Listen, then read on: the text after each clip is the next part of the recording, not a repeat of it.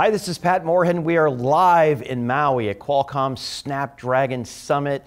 The weather's great, the announcements were great, and now it's time for a little analysis here with my friend, co-host Daniel Newman from Future Research. How you doing, my friend? 6'5" on the road here in Maui.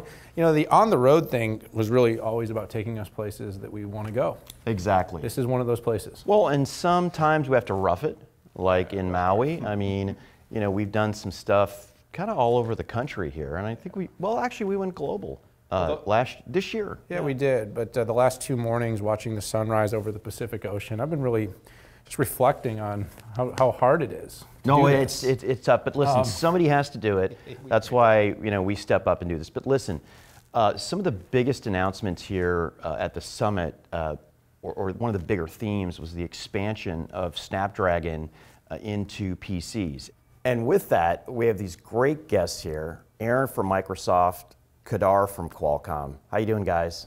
Outstanding. Yeah, great day. Yeah, no kidding. Tough location. No, it is tough. It is tough. But you know, like you took one for the team. Yeah. And came here. So you know, it's funny. I think this is the first time I've seen you outside of Redmond. But I know you do get out of Redmond. But it's good to see you here. And I was totally surprised when you walked in because I didn't know who we were going to be talking with from Microsoft. I think the Qualcomm folks wanted to stealth it. But hey, maybe a good place to start, Aaron, what do you do for Microsoft?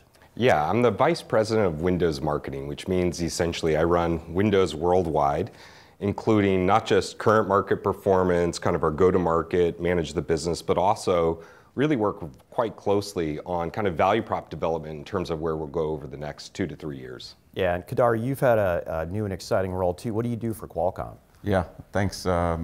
So most recently I took on a role to lead the compute and gaming business at Qualcomm. And so it's been incredible, especially moving from mobile into PCs. It's going to be a fun ride. Well, I don't know. I kind of see the characteristics of mobile computing, the benefits they bring to the PC. So it's really fun to have both of you in here.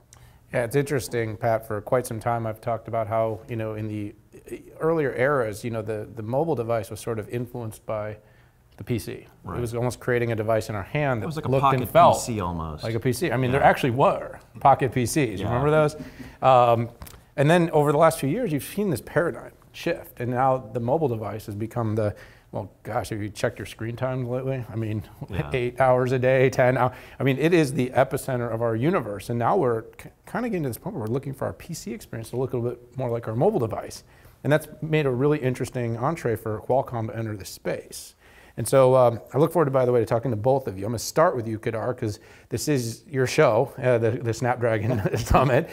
Talk a little bit about the whole, you know, genesis of Snapdragon Compute. Kind of why did you guys decide to get into this space? Where are you heading? Yeah, definitely. I think a lot of what you said resonates well with exactly what, how we look at the business, how we're dealing with the value proposition. A couple of things. I think the first and foremost is bringing the phone experience to PCs is super critical for us.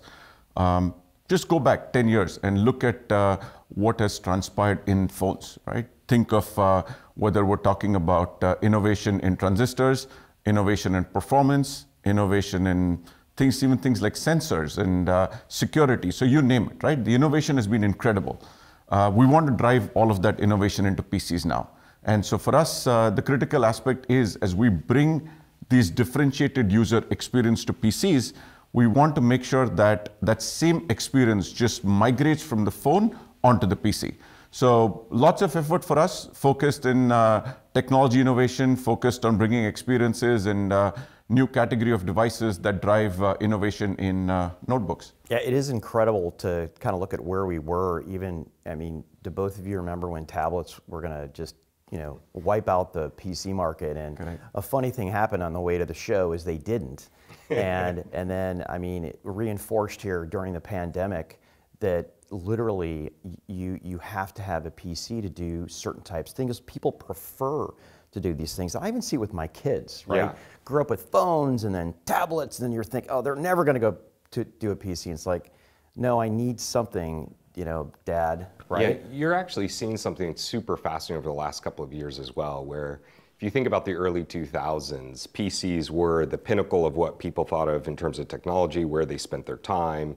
Really in 2005, 2006, 2008, through really the next 5 years, you really saw a growth of people really experiencing what that type of technology in their pocket would mean. Right. Over the last couple of years, though, we've really seen a transition, to your point, and that includes much younger generations that I think preferred the phone, but were all of a sudden really forced to spend a lot more time trying to do their daily activities, whether it's learning, working, or participating with their friends on the PC. And what we've really seen as a data result of that is not just really rapid growth in terms of density of who has a PC, but the amount of time they spend on that PC. And so we're really seeing kind of a resurging kind of time and focus on that. And all of them are bringing those expectations for the phone to the PC category. It's the 8 hours on the phone and then 4 more hours on the PC. Exactly. 12 hours of sleep, we call it a day. Probably it's opposite for me. I'm probably an 8-hour Windows PC guy and probably 4 hours on the phone. That's actually more characteristics of most people. The frequency of the phone is high, the duration on the PC is high. Makes sense. Right, no, I love that. So one of the things that we saw in the mobile phone market, or the, I would call it the architecture of it, is using a lot of AI in, right? And whether it's in photography, some type of intelligence on how my phone is doing, maybe malware, but the PC as a platform hasn't gone as far. I saw the great studio effects that you brought with the latest round, which works incredibly well on Snapdragon. Very impressive work that you did. But the question is for Kedar, what's your view and your vision? I mean, you doubling down on this? Are you going to enable Aaron to do these amazing things with his platform? Yeah, that's absolutely right. If you think about what happened with, say, GPU 10 years ago, it absolutely changed, like the GPU story, absolutely changed graphics, gaming, more complex UIs. I think you should expect the exact same shift with AI. So we're definitely treating AI as the third, probably the most important vector over the next several years, and how it's going to bring innovation to PCs. You brought up Windows effects, Studio Effects. It's incredible. You saw the demo in the keynote, just the kind of stuff, the noise cancellation, the gaze correction, the background blur. It's so seamless. We don't want users to know what's happening in the background. We just want AI to be very intelligent and make these PCs more intelligently connected. So I think the next 10 years, you're going to see a huge shift in how on-device AI is going to enable differentiated experience on the PC. Yeah, so we don't break news here on the 6.5, but you did bring out... Sometimes we do? Sometimes we do. And I know Snapdragon 8 Gen 2 is a smartphone chip that you announced yesterday, but you increased AI performance by 40x on that, doing a lot of cool tricks. So I, for one, am excited that the two of you, meet each other, work together to amp that up even more with regards to your future roadmap. Yeah, I think you're hitting on something. To me, if you look at inside the category, I think you're exactly right. We've kind of gotten to a definition of CPU and GPU. But if you take a step back, I think we're at an inflection point in terms of just broad technology, which is going to be this AI horizon. And I think it's very similar to, if you think about almost every business and industry having to rationalize first how to think about search, then think about mobile. I think AI is going to be that next horizon. What's really fascinating about that is the cost, the resource cost to actually be able to do a lot of those magical scenarios is incredibly high. And so one of the things that we see with the partnership between Qualcomm Technologies and Microsoft that we get super bullish on is really the horizon capability at the edge to actually accelerate those models, bring that type of magic without taxing the core capabilities of the PC at the CPU and GPU level. And that's going to be a real separation in terms of what types of devices people prefer based upon what they honestly can do. I love it. It's interesting, though, because in the end, you have a fragmented market that is the PC market. You're seeing some shift. Qualcomm entering the space is, could be seen as a certain disruptor, possibly changing the game, right? Because you kind of had the PC school and the Mac school, and that's what you have. And now you've got you guys coming in with a ton of mobile heritage.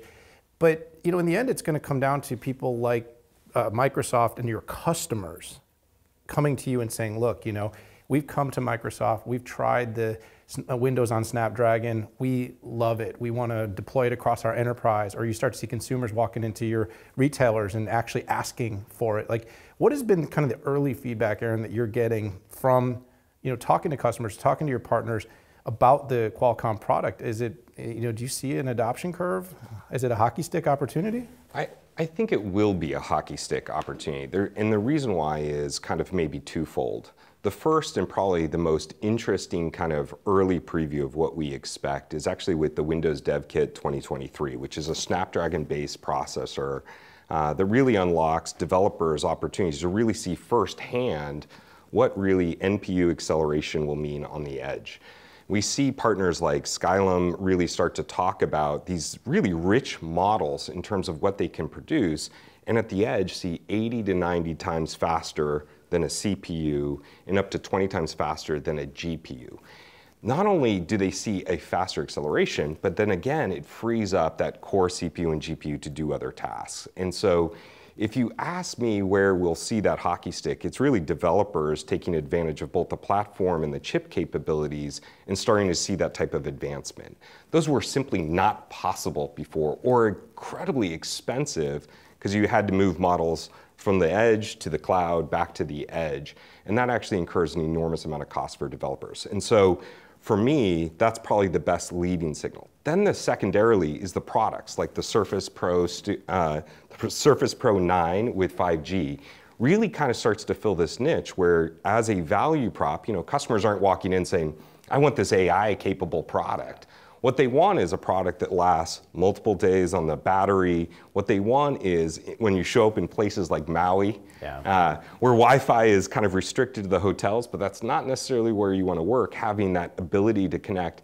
And then those core experiences that are powered by AI, but what they're really saying is, hey, I want to be seen and heard.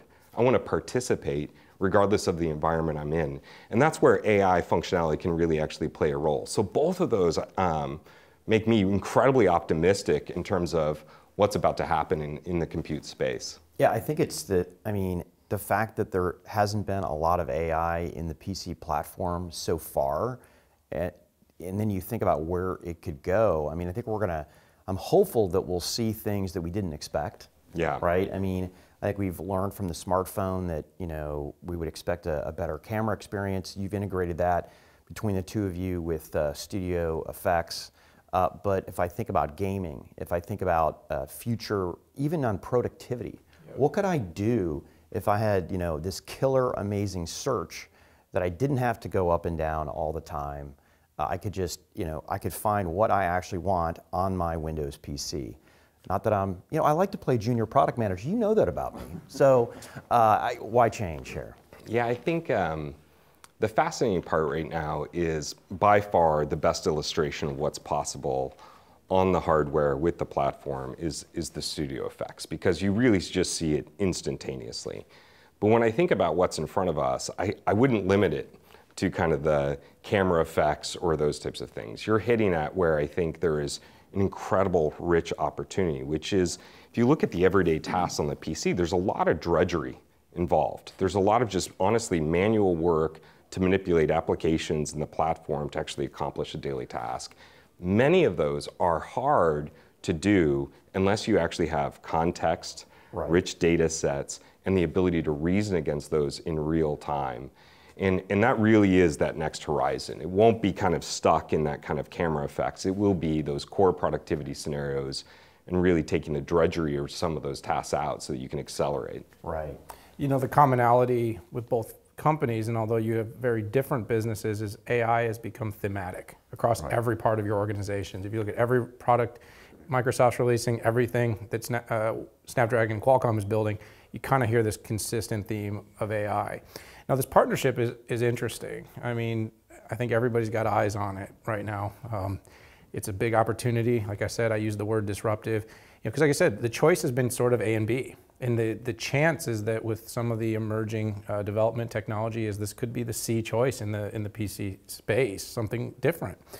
So I'd like kind of maybe to give you both a chance to answer this question. I'd like to get both your takes. But The partnership itself, Qualcomm and Microsoft, in your eyes, Kedar, I'll let you go first here, is kind of how do you see this partnership really being a driver of innovation? Yeah, I think the way to think about everything beyond what Aaron said is there's obviously a lot of work Microsoft's doing to make sure that fundamentally Windows and Snapdragon work cohesively, take advantage of the heterogeneous computing that Snapdragon has to offer. But beyond that, I think Aaron touched on a very important thing. Like Satya announced the dev kit with the Volterra platform that we're handing out to third-party apps. So the partnership goes beyond just Qualcomm and Microsoft enabling their own set of devices. Where, for example, Adobe is here in Hawaii, and they're talking about a lot of good stuff, right? They're talking about, they've already announced a couple of native apps. You're going to hear them announce more native applications. So you can see what we're trying to do is address a lot of the productivity applications.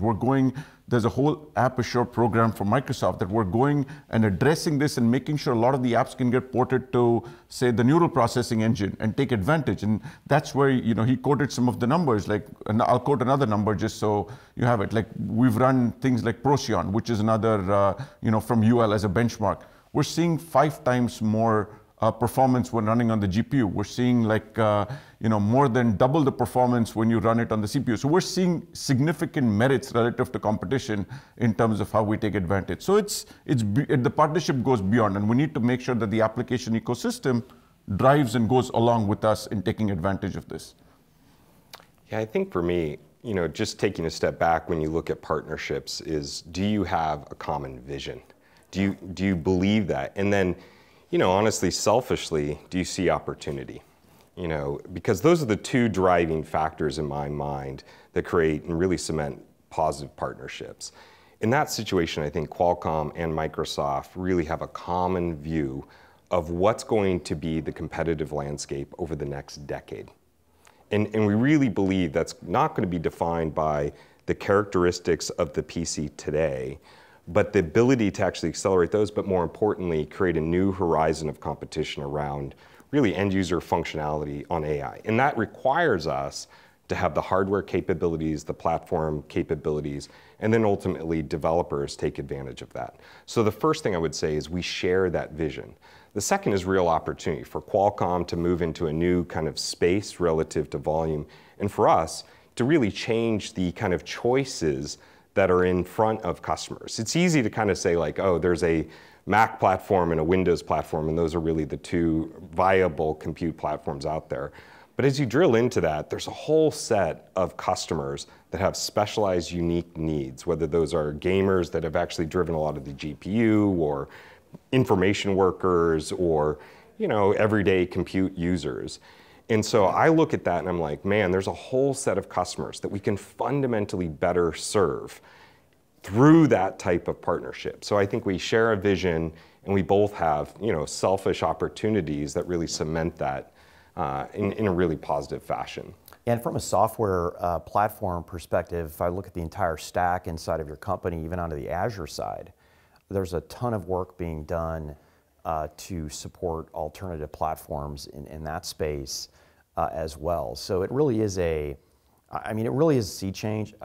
I guess I have to go all the way back to when Windows worked on DEC machines to really see the different platforms that you've supported. I guess 30 years ago. I'm kind of aging myself here. Yes, you are. But it's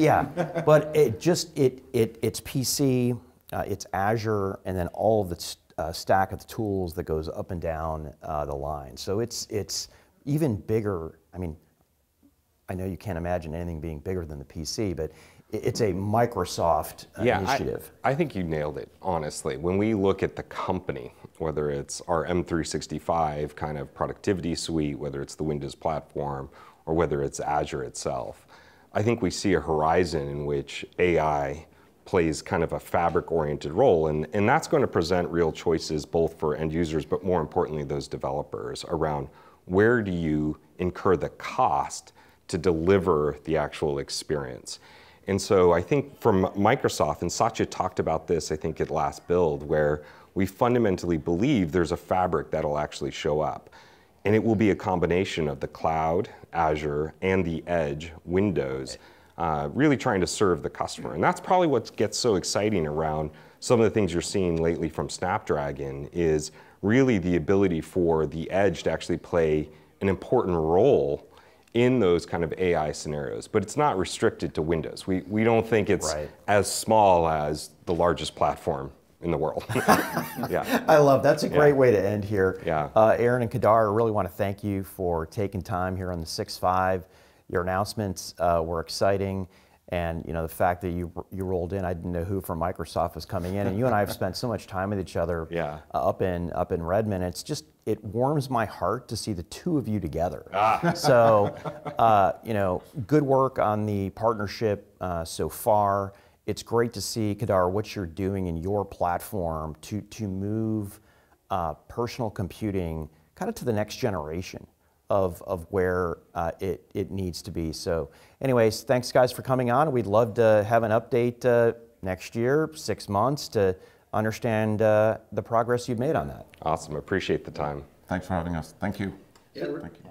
I was just going to say, it really is all about the experience. Great experience there. And by the way, I hope that camera over there caught a really nice shot of the two of them sitting there together when you were doing that love fest thing about the two of them. I'm sorry. This is a personal thing for me, Dan. It's personal, and it's good. I just can't read the news. We gotta drive that experience. I like these guys too. Sorry, good people. So hopefully everybody out there enjoyed this particular show. If you did, hit that subscribe button. We'd love for you to watch the other 8 interviews that Patrick and I did here for the 6.5 on the road in Maui at Snapdragon Summit. It was a lot of fun, a lot of great announcements, very exciting stuff. We got to go though now. So thanks for tuning in. We'll see y'all later. Bye-bye now.